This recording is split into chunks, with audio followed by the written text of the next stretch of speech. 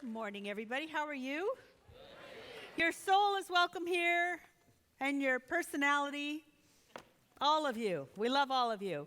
And you are at the Center for Spiritual Living, and for those of you that might be here for one of the first few times and kind of are still wondering exactly what is this place? And I say that because I went to my first church like this when I was 26 years old, and it was in Eugene, Oregon. And everything in my gut, my being said, yay and amen. And my head said, what is this place? So I will give you a description that our founder, the founder of this philosophy, gave us. He said, we teach a culmination of the findings of science, the opinions of philosophy, and the revelations of religion applied to human needs and aspirations.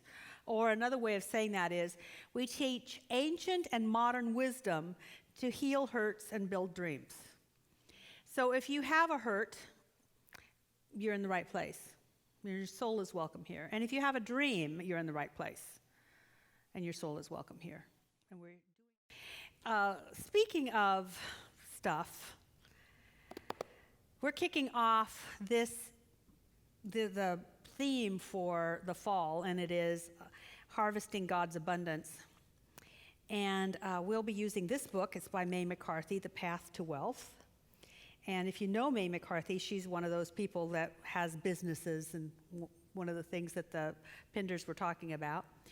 And one of those people has many businesses. She's a multiple serial entrepreneur.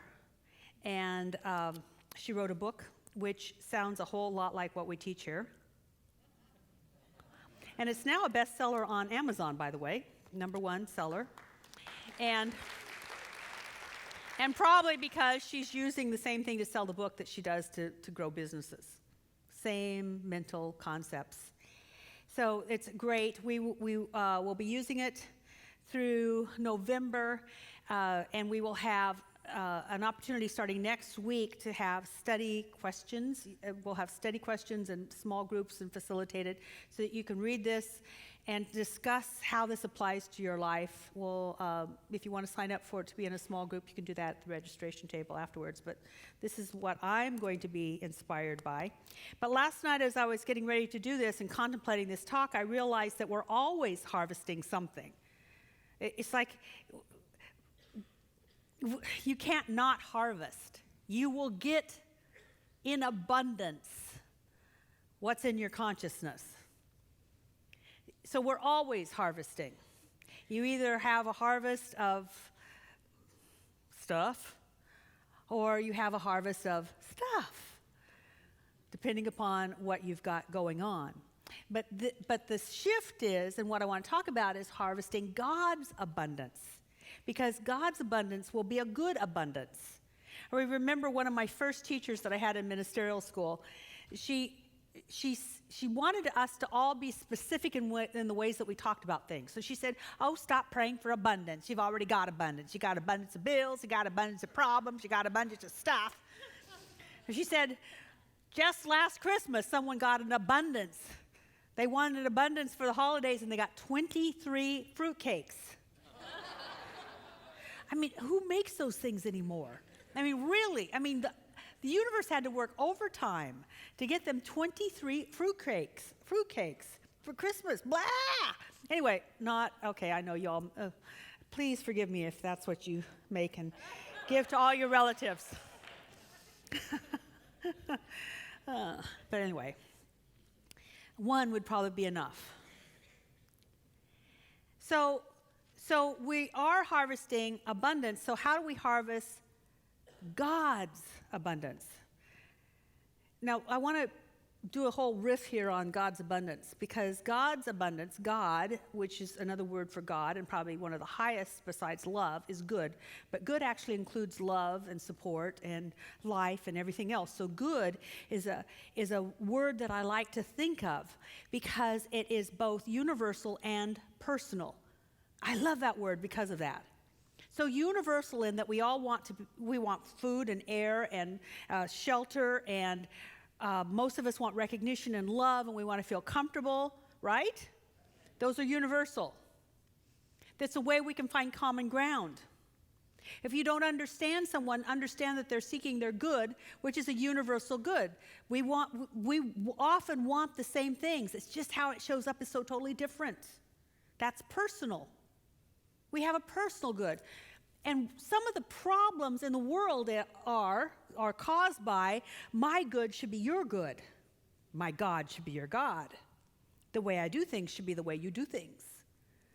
And then we have conflict because we mistake universal good for personal good and personal good for universal good. Well, my good would be good for everybody. What they found recently, many years ago at food banks, especially in the Seattle area, is that a staple for the Western culture are potatoes. That's a staple, and then you add things. But Asian people don't want potatoes. They want rice. Their good is rice. Someone else's good is potatoes. And they both want substance. It happens at my home. Tim and I have a universal good, which is to have our home be a haven. My personal good is total silence. Tim's personal good, heavy rock metal, loud.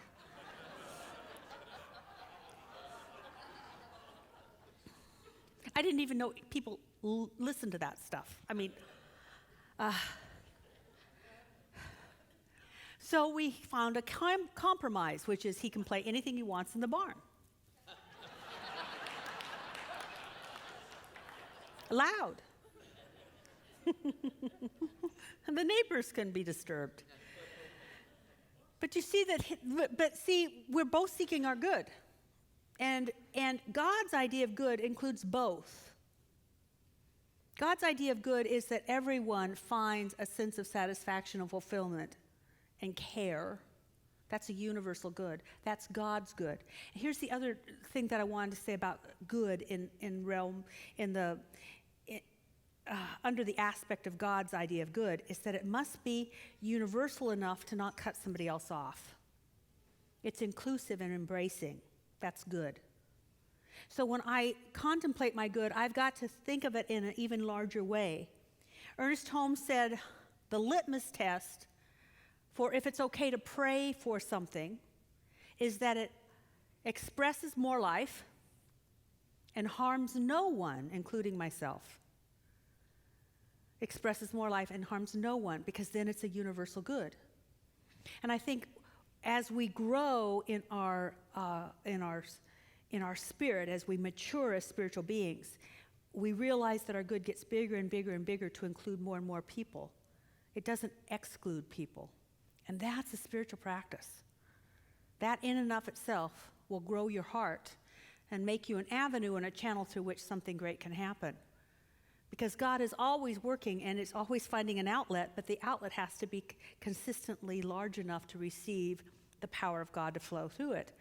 So I say that because we're going to be looking at, in this whole, the word for wealth, if I was going to have a metaphysical, spiritual word for wealth, the path to wealth is well-being. I read this book over and over, and it has nothing to do really with money. It has to do with well-being. There's a line in the Bible that says, when God asked one of the prophets how he was, the prophet perceived how God saw him, and he said, well, if it's well with thee, it's well with me. So it must be well. I am well. To find that sense of well-being that is not touched by human condition, that is a pearl of great price. I'm going to be sharing various methods or practices or things you can do to reach that sense of well-being, to harvest God's good, the universal good. And I realize, because I listen to way too much country and Western music, there's a song out on the airwaves once in a while called Universal Harvester. I was going down the road in my Universal Harvester. So we are going to, thank you, some people know what I'm talking about. It's a Columbine. And so we're going to get out our universal harvester and oil it up and get ready. Many, many, many things I will share with you. Some of them will appeal to you, some of them won't. But hopefully you'll find your one or two that will speak to your soul and will start to reap the results of a universal good that you want in your life, which will be God's good. The other thing I want to just insert in your consciousness, God's idea of good for you is greater than your idea of good. Just get used to that. And the practices that we will talk about will start to get you to that place. So, back to the secret, which is the title for today, the secret spiritual power to a better life, or wealth, or well-being, or harvesting God's good. The secret to all of that, I'm giving you the secret first, before I give you practices, because I can tell you a whole lot of things, but if you don't do this thing, you won't get the result. The secret to the life that you want is consistency. Sorry. I'm going to read from May's book in a moment about consistency, because she tells the same story that I have observed in all of my classes and working with people. There are times that I've coached people through the year. There's times that I've coached, most of the time I coach people in my classes, and it's consistency. I know what their life is going to be like next month because of their consistency this month. Consistency, consistency, consistency. So back to yoga. Forgive me. I'm actually going to write about this in my spiritual practice next week. I've written about it. You'll get it on Tuesday. But I decided to take up yoga again. And I've always been very good at yoga. I'm kind of naturally flexible. Because of horseback riding, I have a strong core. I have strong legs. I could do stuff. Actually, there are people that have said, that's your natural element. So I'm a yogini. But I had not practiced for a very long time. Went back this summer. Something had happened to my body the last decade. Someone took my former body and gave me a new body, and it did not act like the old body did. So yes, I still have a strong core, and yes, my legs are still strong, but because I haven't used my arms much, a lot of those poses require you to use your arms. These have a purpose other than pointing. I had no idea. Dear. So I am amazed at the lack of strength and the lack of flexibility that has shown up in this body. Why? Because I wasn't consistent. I also know that if I do my yoga practice, I will have what I had, but it's going to take a while. I can't just take it up again, which is why consistency is so important. So let me read to you a little bit from May's book about consistency. If you want consistent results, you have to have a consistent practice. When I practice consistently, I experience my good more steadily without emotional or financial highs and lows. I feel more peaceful, fulfilled, and more joyful. You can achieve anything you want simply by having a consistent practice that will support you in that goal. Prior to learning about consistency, I would practice these techniques only during a crisis. I should hear a hum. Now, confession's good for the soul. So all of you that hummed, you're healed. All right. When my life was going well, good health, calm relationships, increasing finances, goal achievement, I would get lazy and inconsistent with my practice. I'd miss a day or two here and there and not really rely on the all-knowing universal power for help. Then a curveball would come across my plate, and I would jump back into a daily practice with a sense of urgency and begin to regain peace and stability. This was stressful and unnecessary. How many of you have been there? I see similar things like this all the time, where I've noticed that people think there is a race-conscious idea that if things are going well, we don't really need that universal power. So we unplug. When we unplug, we'll run out of spiritual gas and eventually slow down to a stop. Now, think about growth. If there is a stop, there will be a decline, and things start to fall apart. And then we look for the plug-in. We look to reconnect. Unfortunately, by that time, we're dealing with crisis, or at least upset, whether it's large or small. And we have to get back into our practice, just like I have to get back into my yoga practice if I want my whole body to be healthy. So here's the deal. Every single spiritual tradition that I know of promises wealth, meaning they promise well-being. There's not a religious tradition I know of that does not promise well-being. But to get there, there's a practice. I wish I could give you an out. In the age of McDonald's, we really want a fly-by blessing. We want someone else to do it for us and somehow anoint us with some sort of wonderful experience. And you can have healings by others. But it doesn't mean that you're growing your soul so that you can handle everything that's coming up, which is what you want to have. I'll give you an illustration. This happened last Thursday. I had an event on Thursday, and an hour before the event, I got one of those emails. How many of you have ever gotten one of those emails? It threw me for a loop. It was under the guise of love for you, it was accusatory.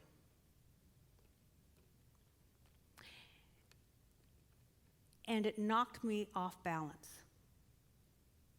but only for about an hour, because I have a strong spiritual practice. And before I could even do the things about shifting my attention and other things, because I couldn't because I had stuff to do, I was going to something else, I noticed that love itself took over. And everything that I had felt dissipated. I didn't have to handle it. God handled it because of the practice.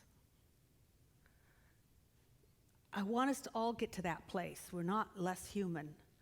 In fact, actually, we're brave enough to be human in all conditions. We're willing to face anything and hear anything and see anything because something within us keeps us balanced. Something within us can right us back to our well-being, our sense of well-being. So that's my statement on, or my little talk on consistency. And I'll give you your first practice now. And you can be consistent with it or not. The first practice is to notice good stuff and talk about it. Because we all notice other stuff and know how to talk about that. Of course, you're in this church, so you don't do it as much. But to notice what is good and talk about it is a practice. There used to be a bumper sticker out that said, "Look for the good and praise it." It's kind of that. And I don't see those bumper stickers anymore. Maybe somebody should be an entrepreneur and start producing them again. Look for the good and praise it. So you're activating two things when you do that. You're activating the law of attention, and what you give your attention to increases, and you're also activating the power of praise. And praise lifts you into another realm. In fact, it was actually interesting that about an hour or an hour and a half after this email had happened, I was praising the whole situation and looking at it like a great opportunity, and I did not have to think that. It thought me. This is where we can go. That's the promise for all of you, for all of us.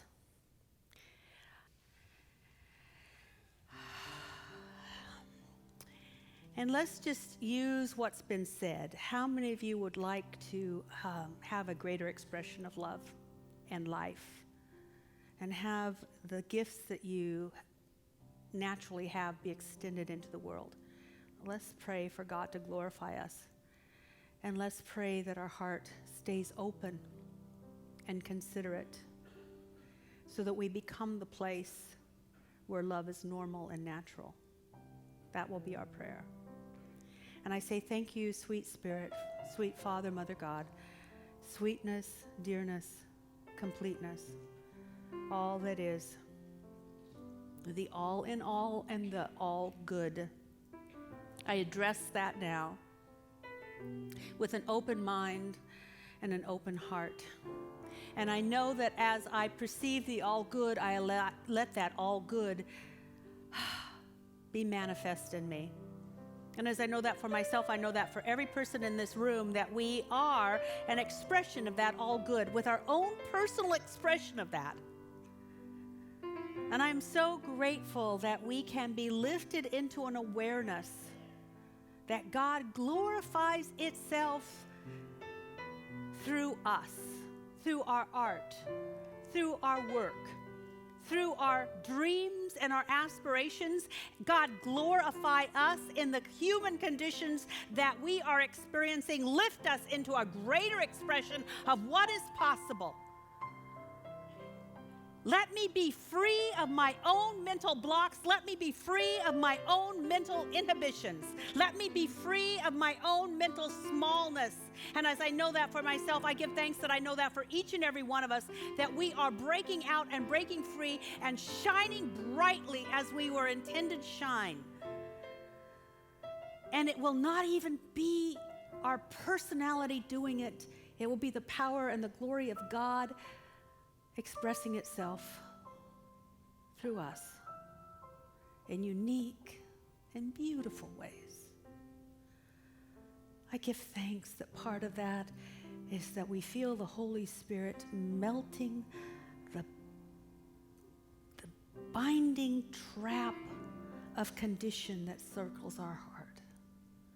And we open up to love.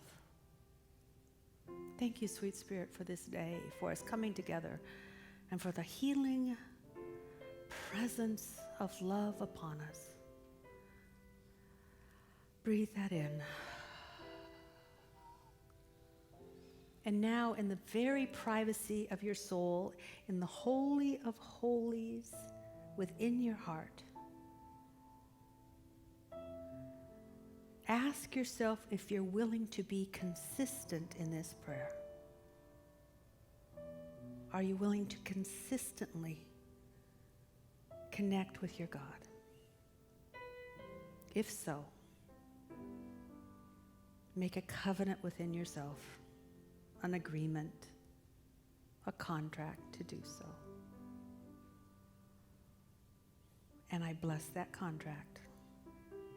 And so it is.